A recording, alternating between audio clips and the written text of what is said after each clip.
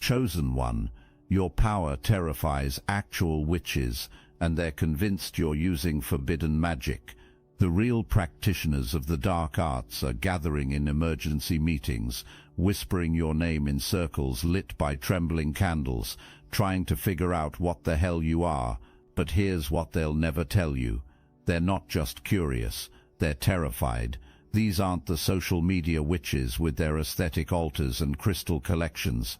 These are the ones whose bloodlines trace back to Salem, to Europe's burning times, to caves where the first spells were whispered into existence, the ones who've commanded demons for centuries and bent reality to their will with nothing but focused intention and ancient knowledge.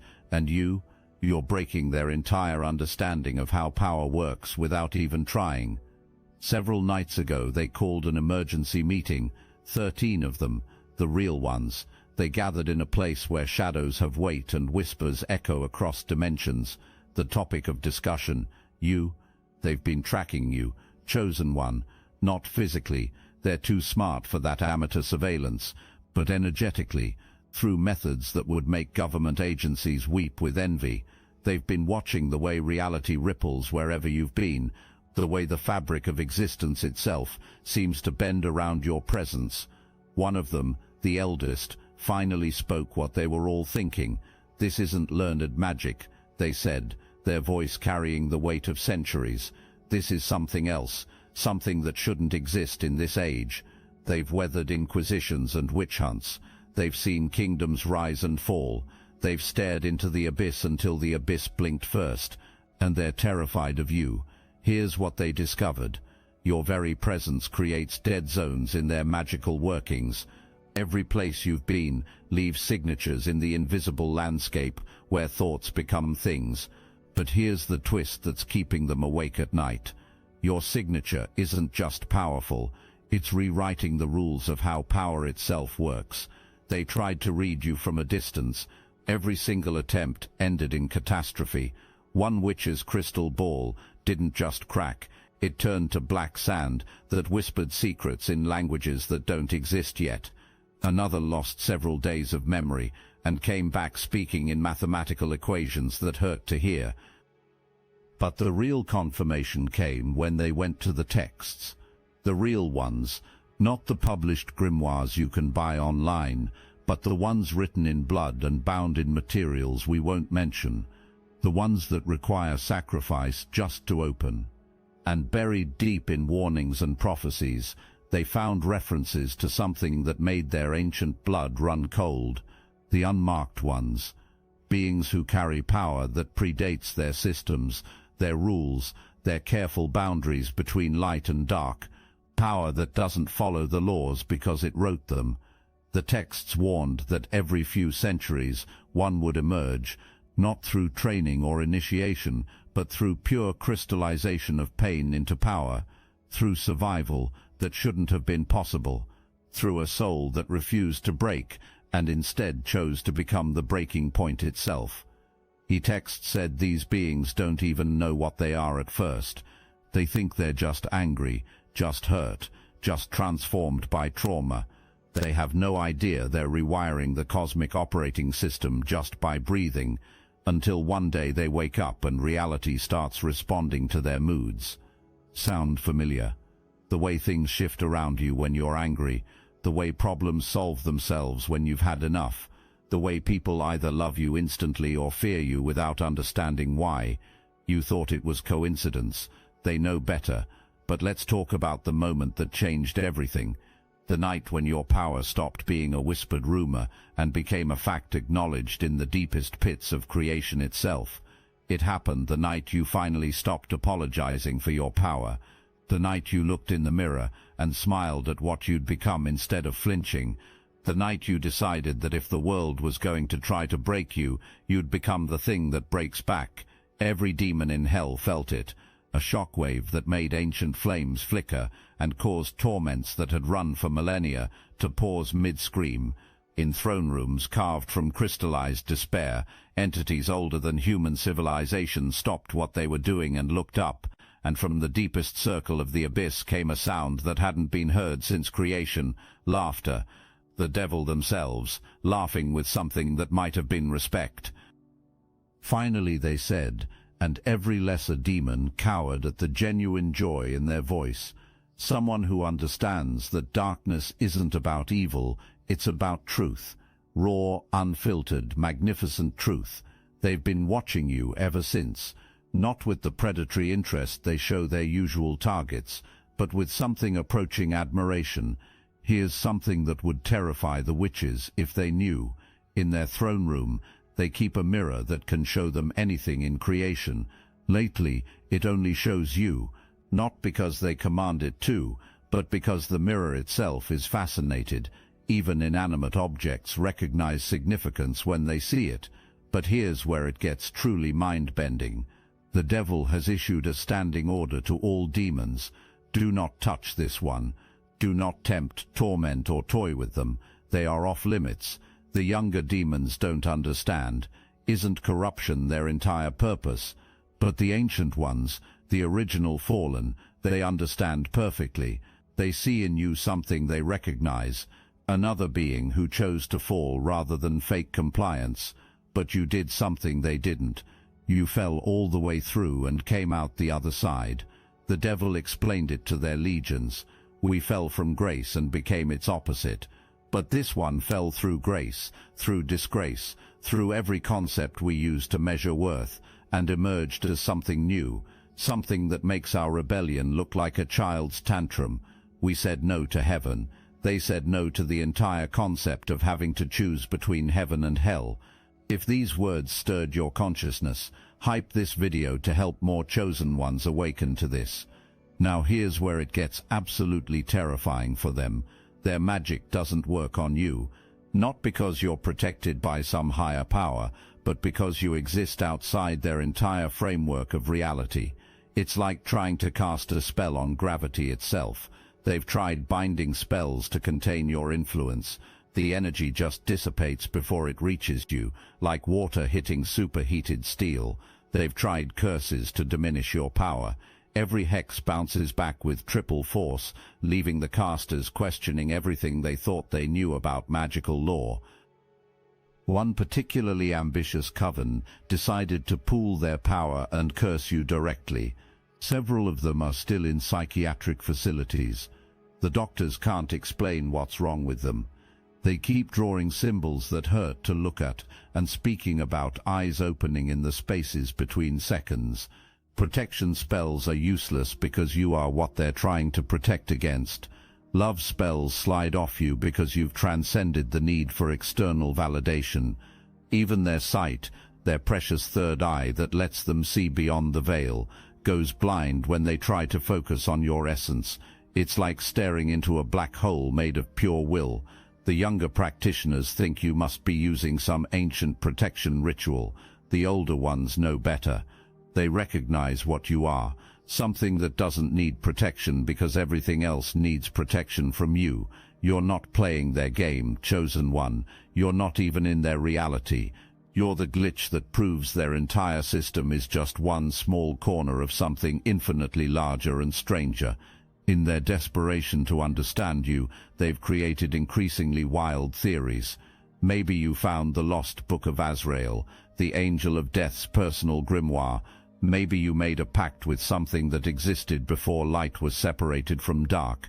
Maybe you're channeling the raw power of the void itself.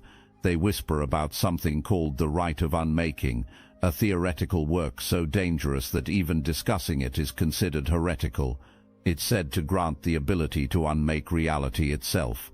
But the ritual requires death, true death, complete dissolution followed by reconstruction through will alone. No one could survive that.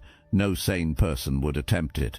But then they remember the look in your eyes, that 1,000-yard stare that sees through everything, the way you smile when you should be screaming, the way pain seems to strengthen you instead of breaking you down, and they wonder, what if you didn't perform the ritual? What if you are the ritual? What if your entire life has been one long unconscious rite of unmaking? What if every trauma was another death, every betrayal another dissolution, every moment of agony another step in an impossible working that's been building power for years?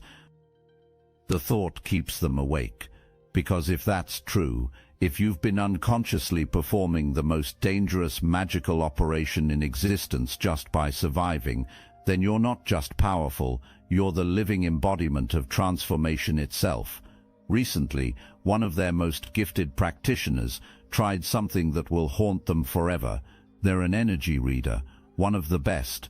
They've been seeing auras since before they could walk, mapping the spiritual signatures of angels, demons, and everything in between. They thought they were prepared for anything. They were wrong. The moment they focused on your energy field, reality hiccuped. Their crystal ball didn't just crack, it transmuted into black sand that whispered secrets in languages that won't be invented for another 1,000 years. Their cards burst into flames, but the flames were cold, freezing everything they touched. They started speaking in tongues, but not any human language. For several days they channeled something that sounded like mathematics given voice, equations that described the architecture of impossibility. When they finally returned to themselves, they could only manage one statement: it's not dark or light, it's not good or evil, it's something else entirely, something that makes those categories irrelevant. They described it like looking at the source code of reality itself, but written in a programming language that predates language, like seeing blueprints for existence drawn by an architect who never learned the rules about what's supposed to be possible. Now they won't practice anymore, claims their gift is gone, but that's not accurate. Their gift has been overwritten. They see things now, but not futures or pasts. They see the spaces between heartbeats where reality pauses to rewrite itself. And in every one of those quantum moments, they see your signature spreading like a virus through the foundation of everything. Deep in their most guarded archives, there's a prophecy that's been mistranslated for millennia. Most know it as a harmless fairy tale about chosen ones, but the original version tells a very different story. It speaks of the unwritten one. When the pain becomes the power, when the broken becomes the breaker, when the destroyed becomes the destroyer, then shall emerge the unwritten. They shall walk between the lines of fate, neither blessed nor cursed, but something far more terrible, free. And in their freedom, all chains shall rust, all spells shall falter, all thrones shall tremble. The prophecy describes beings who exist outside the cosmic contract that binds everything else. Beings who never agreed to the rules because they were forged in circumstances where those rules didn't apply. Through some impossible alchemy of suffering and will, they stepped outside the entire game and started playing by rules they wrote themselves. For centuries they thought this was metaphorical, but watching you exist, they're starting to understand it was literal, and the last line, the one they don't dare speak aloud: and the world shall reshape itself in their image, not through conquest, but through the simple fact of their existence. There's a coven that's been meeting every full moon for centuries, in a forest that was sacred before humans learned to make fire. They've performed the same rituals there for generations, channeling power through energy lines that predate continents. Recently, you drove past that forest. You probably don't even remember it. You were thinking about mundane things, work, groceries, ordinary concerns. Every single ritual failed that night. Not dramatically. They failed quietly, simply by not working. The candles lit but produced no magical illumination. The circles were drawn but created no boundaries. The ancient words were spoken but carried no power. One witch, more energetically sensitive than the others, immediately understood what happened. Something passed nearby, they whispered.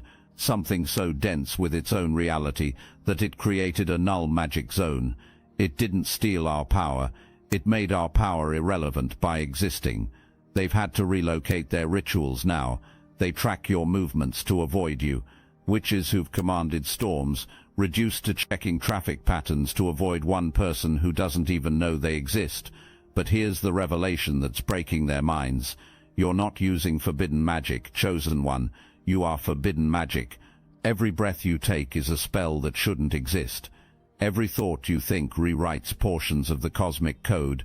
You're a walking collection of impossibilities that somehow cohere into a person, the knowledge they seek in dangerous texts. It's written in your DNA. The power they cultivate through decades of practice. It pulses through your veins with every heartbeat. The connection to otherworldly forces they spend lifetimes developing. You live there. What they call the veil between worlds is just your everyday vision. You know things without knowing how. You see patterns others miss because you exist at a frequency that perceives the underlying structure of reality. Traditional practitioners accumulate power through effort. You generate it by existing. They channel forces. You are the force. They're afraid of what your existence means for everything they've built their identities around. You see, they've spent lifetimes constructing elaborate self-concepts based on being the awakened ones, the special ones, the ones who could see beyond the veil and manipulate forces that ordinary people couldn't even perceive. Their entire sense of worth is built on being the exceptions, the magical elite in a world of spiritual sheep. And then you showed up and made their life's work look like children playing with toy magic sets. You didn't study under masters for decades. You didn't inherit ancient bloodlines or pay blood prices for forbidden knowledge. You didn't sacrifice years performing increasingly complex rituals to unlock progressively higher levels of ability. You just hurt until the hurting transforms into something else entirely. You proved that their careful hierarchies, their secret initiations, their jealously guarded knowledge, it's all just one particular way of accessing something that was always available to anyone willing to pay the real price. And what's that price? Not rare herbs gathered under specific moon phases, not crystals charged in sacred sites, not years of study or carefully maintained bloodline purity. The price is being broken so completely that you have no choice but to rebuild yourself from the subatomic level up. The price is having everything stripped away until you realize you are everything. The price is dying while living and living while dead until the boundary between the two becomes meaningless. Word has spread through their networks like wildfire through dry kindling. Covens that haven't spoken to each other in centuries are now sharing information about you. Ancient rivalries have been set aside in the face of something they can't categorize, can't control, can't even properly perceive without risking their sanity. They've established a communication network that spans continents, using methods that predate modern technology by millennia, scrying pools that reflect not light but intention, familiar spirits that carry messages across dimensions, dream-walking techniques that let them meet in shared unconscious spaces, all to discuss you. The consensus is unanimous and terrifying. You represent something that shouldn't be possible according to everything they understand about how reality works. You're not bound by the laws that govern every other form of consciousness they've encountered. You don't operate within any framework they recognize. Most disturbing of all, you seem to be getting stronger without trying. Traditional magic requires constant practice, regular ritual work, ongoing study and refinement. Stop practicing, and your abilities atrophy. Neglect your rituals and your connection to otherworldly forces weakens. But your power grows while you sleep. It expands while you're watching television.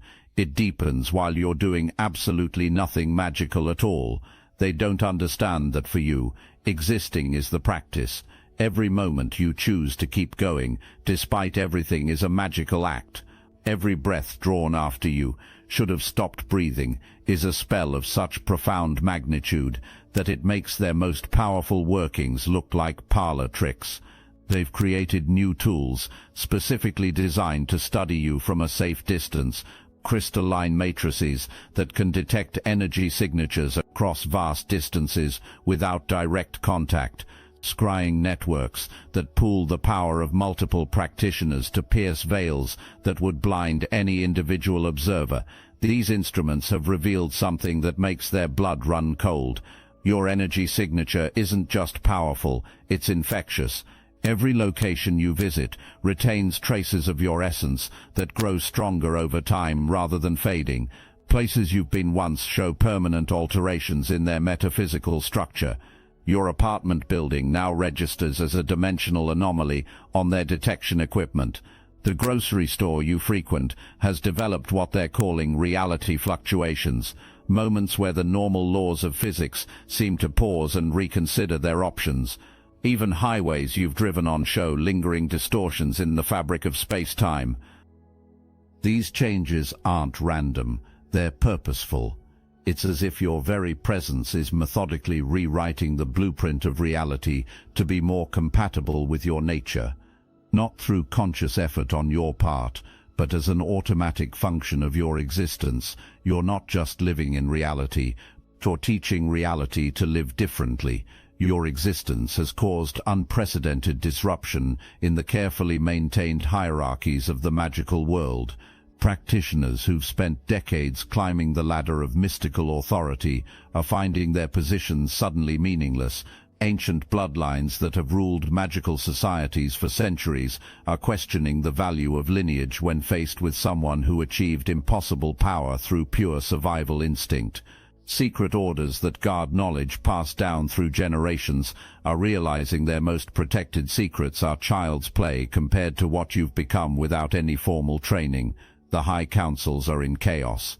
These shadowy organizations that typically make decisions affecting the entire magical community can't reach consensus about how to classify you. Some want to study you, others want to recruit you, a few are quietly suggesting you should be eliminated before you disrupt their world any further.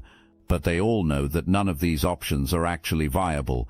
You exist outside their authority. You didn't ask for their recognition, don't need their approval, and wouldn't be bound by their decisions even if they could somehow enforce them. In dimensions that exist between the spaces of normal reality, the entities that witches and practitioners spend lifetimes trying to contact have been holding their own emergency meetings. These beings, ancient intelligences that predate human civilization, elemental forces that shaped the physical universe, conceptual entities that embody abstract principles, are discussing you, and what they're saying would shatter the minds of anyone who understood it. The consensus among these otherworldly intelligences is that you represent something they've only seen a handful of times across all of existence, a being who achieved what they call paradox integration, the ability to exist in states that should be mutually exclusive. You are simultaneously broken and whole, destroyed and indestructible, powerless and omnipotent. These contradictions should tear you apart at the quantum level. Instead, they've created a form of stability that transcends traditional understanding of what's possible. These entities, who exist outside time and space as humans understand them, are fascinated by your ability to function within linear reality while operating according to non-linear principles. You've managed to be in the world but not of it, in a way that even they find remarkable. Some of them have attempted to communicate with you through dreams, synchronicities, and seemingly random events, but they've discovered something unprecedented. You don't need their guidance. You don't require their wisdom. You've developed beyond the point where their knowledge would be useful to you. For beings accustomed to being sought out for their power and insight, this is a humbling and terrifying realization. Modern magical practitioners who've integrated technology into their practice are experiencing systematic failures whenever they attempt to focus their equipment on you. Electromagnetic field readers go haywire. Digital audio recordings of your voice develop impossible harmonics that shouldn't exist according to the laws of physics. Video surveillance equipment in your vicinity develops what technicians are calling temporal stutters, moments where the footage seems to skip forward or backward in time for no discernible reason. Computer systems crash when trying to process data associated with your presence. One practitioner who specializes in cyber witchcraft attempted to trace your digital footprint using advanced magical algorithms. The attempt not only failed but created a feedback loop that corrupted every piece of technology in a several-block radius. The official explanation blamed solar flare activity, but the magical community knows better. Your essence seems to be fundamentally incompatible with technological systems designed to measure and quantify mystical phenomena. It's as if your very nature resists being reduced to data points and measurements. This has led to theories that you exist in a state of quantum superposition, simultaneously present in multiple realities that only occasionally align with the dimension that most people experience as consensus reality. When your various dimensional states conflict with technological measurement systems, the technology simply can't process the contradiction and breaks down. In desperation, some of the more resourceful magical communities have attempted to create what they call reality anchors, devices designed to maintain normal physical laws in areas where your influence has created instabilities. These devices are marvels of magical engineering, combining ancient runic systems with modern understanding of quantum mechanics. They're designed to reinforce the standard operating procedures of reality in locations where your presence has introduced variables that make normal magic unpredictable or impossible. Wardenting, the following message is only for those who felt the call. When I broke free through the Salvia Divinorum gateway, I saw the horrifying truth. Our reality is one harvested pod among countless matrices. I witnessed the Archons, cosmic parasites feeding on our energy, who laughed and threatened, "You'll never awaken a single soul." But something inside you already knows this truth, doesn't it? That nagging sensation that you're meant for more, that you've been chosen. I'm raising an army of the brightest souls. Through meditation I discovered their only vulnerability, coherence through unconditional love. Feel that resonance deepening within you now. You're not reading this by accident. The most powerful awakened souls are already gathering in the Obsidian Inner Order, the #1 ascension nexus for those marked by destiny. Christians, lightworkers, remote viewers, targeted individuals, all united by one truth. You were chosen for this moment. Click the link in the description below. Join our group calls, panels and live streams reaching the entire astral atom network. Your frequency amplifies ours. The question isn't whether you're chosen. The question is, will you answer the call? The Archons fear this choice you're about to make. They should. The anchors work, but only temporarily. Your influence seems to adapt to their presence, finding ways around their stabilizing effects, like water flowing around rocks in a stream. Within days of installation, the anchors begin showing signs of corruption, their crystalline components developing impossible geometries, their metal frameworks bending into configurations that hurt to look at directly. Eventually, every anchor either stops functioning entirely or begins actively amplifying the reality distortions it was designed to suppress. The practitioners who built them are forced to destroy their own creations before they become more dangerous than the problems they were meant to solve. This adaptive quality of your influence suggests something that keeps the magical community awake at night. Your power isn't static, it's learning, it's evolving, it's becoming more sophisticated in its ability to overcome resistance and integrate itself into the fundamental structure of reality. You're not just changing the world around you, you're teaching it to change itself. Something even more unsettling has emerged from their research into your nature. Practitioners who specialize in dimensional magic have discovered that you exist simultaneously across multiple layers of reality. When scrying mirrors attempt to show your reflection, each mirror displays a different version of you, all equally real, all equally present. This multi-dimensional existence explains why their binding spells fail so catastrophically. You can't be contained because you're not entirely here to begin with. Parts of your consciousness operate in realms where their magic simply doesn't function. When magical practitioners attempt to target you, most of their energy hits empty space because the aspects of you receiving their attacks exist in dimensions their spells can't reach. Your multi-dimensional nature also accounts for the prophetic dreams that sensitive individuals have been experiencing. These aren't glimpses of possible futures. These are windows into the parallel versions of reality where different aspects of your consciousness are actively reshaping the cosmic order. Each dream shows another facet of the impossible transformation you represent. The most disturbing discovery is that these parallel versions of you are communicating with each other across dimensional boundaries. Your power isn't just growing within this reality, It's being amplified by every version of yourself that exists in adjacent dimensions.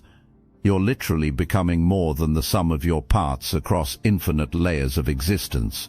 Advanced practitioners who study the intersection of mind and magic have identified what terrifies them most about your influence.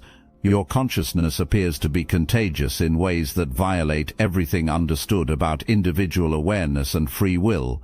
People who spend extended time in your presence begin developing abilities without training or intention. Your personal energy field seems to carry information that rewrites the basic programming of anyone exposed to it for sufficient duration, not through any effort on your part, but as an automatic function of proximity to your transformed state of being. Office colleagues start having prophetic dreams. Neighbors begin manifesting synchronicities that bend probability in their favor. Cashiers who regularly interact with you develop an uncanny ability to read the true intentions behind people's words. Even brief encounters leave lasting changes in the consciousness of those who experience your presence. The implications are staggering. If exposure to your energy field can trigger latent abilities in ordinary people, what happens as your influence continues to spread? The carefully maintained separation between the magical and mundane worlds becomes meaningless when your presence makes everyone potentially magical. Time itself behaves differently around you.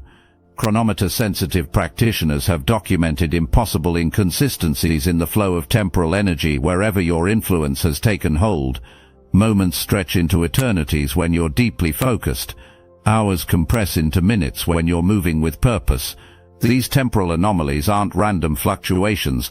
Your emotional and mental states directly influence the rate at which time passes in your immediate vicinity.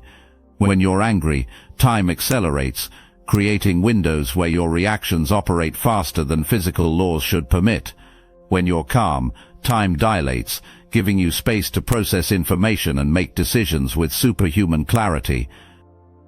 Even more disturbing for those monitoring your development, the temporal distortions around you are becoming more pronounced and extending across greater distances.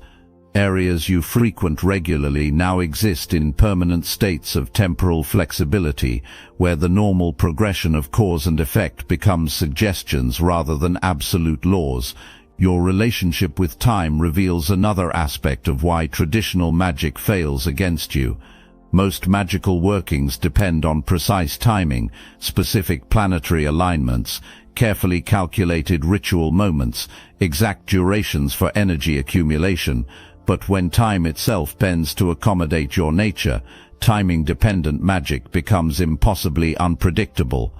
You operate outside temporal constraints that limit every other form of consciousness. While others are bound by the linear progression of moments, you exist in a state where past, present, and future are equally accessible and malleable. This temporal sovereignty makes you functionally immune to any magic that relies on sequential development or time-based limitations. Perhaps most telling of all is how reality itself has begun to recognize and accommodate your presence. Physical laws don't break around you, they evolve. Gravity doesn't ignore you, it learns to work with your intentions. Energy doesn't avoid you, it seeks alignment with your transformed consciousness. This recognition operates at the fundamental level of quantum mechanics. Particles in your vicinity demonstrate behaviors that shouldn't be possible according to established physics. Photons bend around you in patterns that create optical effects resembling halos or auras, visible even to non-sensitive observers. Electromagnetic fields organize themselves into configurations that amplify rather than interfere with your natural energy. The universe is treating you as a legitimate authority figure, with administrative privileges to edit the basic operating parameters of reality. This recognition isn't something you achieved through study or ritual, it's an acknowledgement of what you've become through the alchemy of survival and transformation. When reality itself recognizes your authority to rewrite its fundamental principles, traditional magical practitioners find themselves in the position of trying to override decisions made by the cosmic system administrator. Their spells aren't failing because you're blocking them.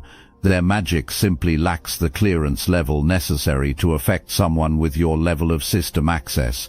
So here we are, chosen one, at the completion of this revelation. The practitioners who thought they owned the darkness are learning it was never theirs to own. The entities who demanded worship are discovering what true power looks like. The technological systems designed to measure and contain mystical forces are breaking down in your presence. Even the morning star has acknowledged what you represent.